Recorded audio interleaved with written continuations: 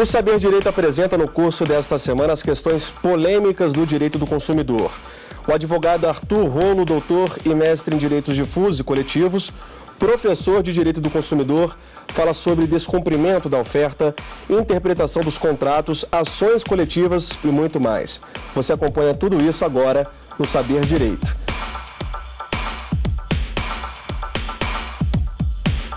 Olá, meu amigo, minha amiga, começando mais um programa Saber Direito da TV Justiça. Meu nome é Arthur Rolo, sou professor de Direito do Consumidor, doutor e mestre, e a nossa terceira aula do nosso curso Polêmicas do Direito do Consumidor, hoje é sobre fontes do direito do consumidor. As fontes do direito do consumidor, o objeto de estudo do direito do consumidor, é esse o tema que nós vamos tratar hoje. Bom, as fontes do direito do consumidor estão disciplinadas lá no artigo 7º caput do Código de Defesa do Consumidor. O artigo 7º caput é um artigo que não se dá muita importância, mas é um artigo importantíssimo do Código de Defesa do Consumidor e ele diz o seguinte, vale a pena a gente ler. Os direitos previstos neste Código não excluem outros decorrentes de tratados ou convenções internacionais de que o Brasil seja signatário, da legislação interna ordinária, de regulamentos expedidos pelas autoridades administrativas competentes, bem como os dos que derivem dos princípios gerais do direito, analogia, costumes e equidade. Bom, falando de princípios, vamos falar dos princípios do direito e o princípio mais importante aqui para o nosso direito do consumidor é a dignidade da pessoa humana. A dignidade da pessoa humana colocada lá como um dos fundamentos da República Federativa do Brasil, pelo artigo 1º, inciso 3º da Constituição Federal e tratada lá no artigo 6º da Constituição Federal, dentro do piso vital mínimo. O que é o piso vital mínimo? É o mínimo que uma pessoa precisa para sobreviver com sadia qualidade de vida. Esse piso vital mínimo está lá no artigo 6º da Constituição Federal, que fala dos direitos sociais, que são direitos sociais, educação, saúde, trabalho, moradia, assistência aos desamparados e todos os valores que estão lá. Por que a dignidade da pessoa humana é fundamental no direito do consumidor? Porque sem dignidade não existe consumo pleno. Quanto mais valores do artigo 6º da Constituição Federal uma pessoa tiver atendidos, maior vai ser o grau de consumo. Quem tem menos valores ou quase nenhum valor lá do artigo 6º garantido, na prática, assegurado na prática, vai ter um grau de consumo mínimo. Na verdade, todos nós consumimos, desde que a hora que acordamos até a hora que nos levantamos, estamos dormindo, estamos consumindo, enfim, a gente consome 24 horas por dia, mas tem gente que, em função da sua falta de dignidade humana, de não ter os direitos básicos assegurados, não tem saúde, não tem moradia, e aí acaba o seu grau de consumo sendo muito inferior. Outro princípio que é muito importante da gente tratar é o princípio da isonomia. O próprio Código de Defesa do Consumidor existe em função, em decorrência do princípio da isonomia, porque o artigo 5º, inciso 32 da Constituição Federal diz que o Estado promoverá na forma da lei a defesa do consumidor. E lá, no ato das disposições constitucionais transitórias, fala que o Congresso elaborará Código de Defesa do Consumidor. O Código Brasileiro é de Defesa do Consumidor, diferentemente, por exemplo, do Código francês, que é um código de consumo, é o Code de la Consommation. Eles lá na França optaram por fazer um código regulando a relação de consumo. Aqui o código é de defesa do consumidor. Por quê?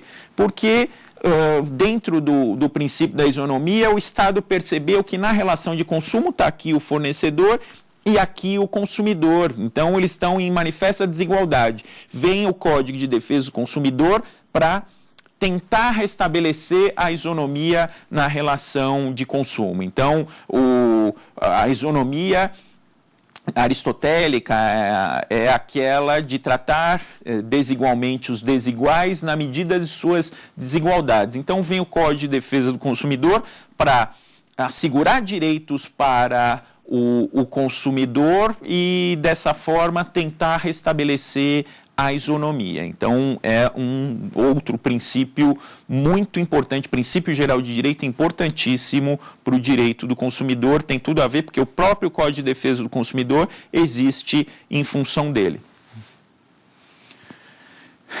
Falando de direito do consumidor, temos que falar da vulnerabilidade do consumidor. A gente falou dessa questão da necessidade de restabelecer a isonomia do Código de Defesa do Consumidor, mas o que desencadeia todo o direito do consumidor é justamente o princípio da vulnerabilidade, que está enunciado tanto no artigo 5º, inciso 32, quanto no artigo 4º, inciso 1º do Código de Defesa do Consumidor. O consumidor é o vulnerável da relação jurídica de consumo porque ele é refém do mercado de consumo. O fornecedor decide que atividade escolher, que produto ele vai vender, que serviço ele vai prestar, em que condições, ou estipular o preço. O fornecedor dita todas as regras e o consumidor aceita as regras impostas, é um verdadeiro contrato de adesão, ou ele adere àquelas condições impostas pelo fornecedor, ou ele deixa de atender a uma necessidade sua por um produto ou serviço oferecido no mercado de consumo. O fornecedor, se ele deixa de vender, para ele não faz muita diferença, porque ele não vende para aquele consumidor, vende para outros consumidores. Aquele consumidor que deixa de adquirir um produto ou serviço acaba ficando prejudicado, deixando de atender uma necessidade sua. Por isso que a gente diz que o consumidor é o vulnerável. E esse princípio da vulnerabilidade é importantíssimo no direito do consumidor. Também dentro do direito do consumidor, cabe a gente discorrer sobre o princípio da harmonização dos direitos dos fornecedores e consumidores, porque o direito do consumidor, ele permite interpretações extremadas, permite que o fornecedor ele seja crucificado, que ele seja entendido como o maldoso da relação jurídica de consumo e o consumidor sempre como aquele que precisa de proteção. O consumidor precisa de proteção, sim, mas a interpretação do direito do consumidor não pode ser levada aos extremos, porque se for levada ao extremo, vai inviabilizar a própria relação de consumo. A ideia é de harmonização dos interesses dos consumidores e dos fornecedores, de precisar da mínima invenção do Estado, tanto através dos órgãos administrativos de defesa do consumidor, como através do Poder Judiciário, porque o fornecedor tem que ter consciência do seu papel social e o consumidor tem que ter consciência também dos seus direitos. Se cada um fizer a sua parte, vai se cumprir aquela função social do contrato de consumo e o fornecedor vai ter o seu lucro justo e o consumidor vai atender a sua necessidade, a sua demanda por um produto ou serviço. O artigo 6º, inciso 3º do Código de Defesa do Consumidor fala da harmonização dos interesses dos participantes da relação de consumo e compatibilização da proteção do consumidor com a necessidade de desenvolvimento econômico e tecnológico, de modo a viabilizar os princípios nos quais se funda a ordem econômica, artigo 170 da Constituição Federal, sempre com base na boa-fé e equilíbrio das relações entre consumidores e fornecedores. Então, o equilíbrio é importante porque o direito do consumidor ele tem que ser interpretado de uma forma que não inviabilize economicamente a atividade do fornecedor, porque sem fornecedor não existe relação de consumo. Outro princípio importantíssimo do direito do consumidor, o princípio da boa-fé. A boa-fé no direito do consumidor é a boa-fé objetiva. O que é a boa-fé objetiva? Precisa verificar numa dada situação de fato, num determinado contexto do mercado, se o consumidor e o fornecedor seguiram um determinado padrão de comportamento exigido naquela determinada situação. Então, vamos pegar um exemplo, aquela famosa plaquinha dos estacionamentos: não nos responsabilizamos por objetos deixados no interior do veículo.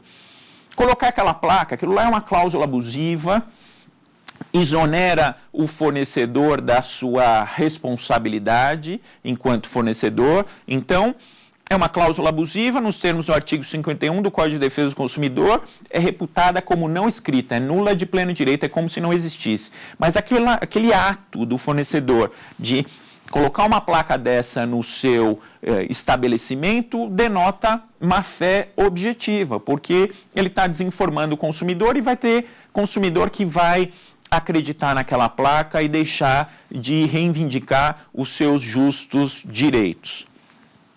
Agora, não é porque essa placa não tem validade nenhuma também, de outra parte, que o consumidor vai poder deixar objetos de valor no interior do veículo, porque se ele deixar objetos de valor no interior do veículo, ele está onerando o dono do estacionamento de forma indevida.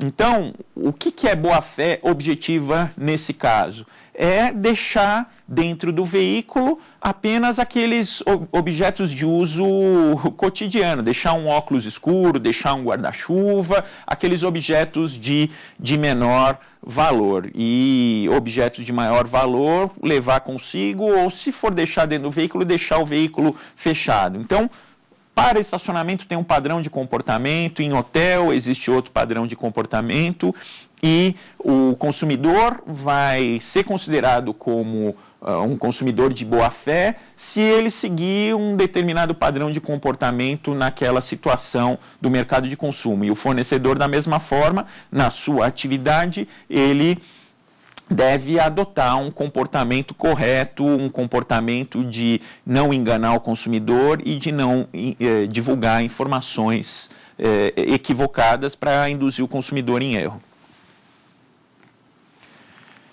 Além dos princípios gerais do direito, o artigo 7º diz que o consumidor tem direitos consagrados nas leis e, por exemplo, nos tratados e convenções internacionais de que o Brasil seja signatário. Então, além dos direitos previstos em lei, decretos, regulamentos, existem os tratados e convenções internacionais de que o Brasil é signatário. Nós temos a Convenção de Varsóvia, a Convenção de Montreal, por exemplo, que disciplinam o transporte aéreo internacional. Então, no que diz respeito a transporte aéreo internacional, aplicam-se essas convenções internacionais que o Brasil é signatário, das quais o Brasil é signatário, juntamente com o Código de Defesa do Consumidor, naqueles casos em que a passagem para o transporte aéreo internacional é adquirida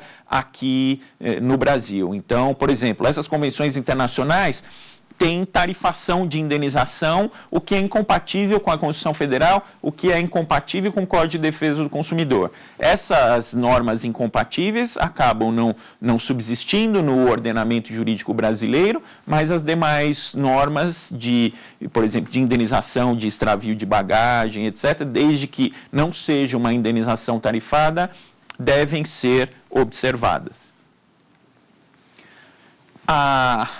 O artigo 7º do Código de Defesa do Consumidor, artigo 7º caput, também fala que são fontes do direito do consumidor os decretos e os regulamentos. Hoje em dia, a gente tem uma série de direitos estabelecidos em decretos federais. Nós temos, por exemplo, os famosos serviços de atendimento a clientes. Nós temos um decreto regulando os serviços de atendimento a cliente, os famosos SAC. Esse decreto diz respeito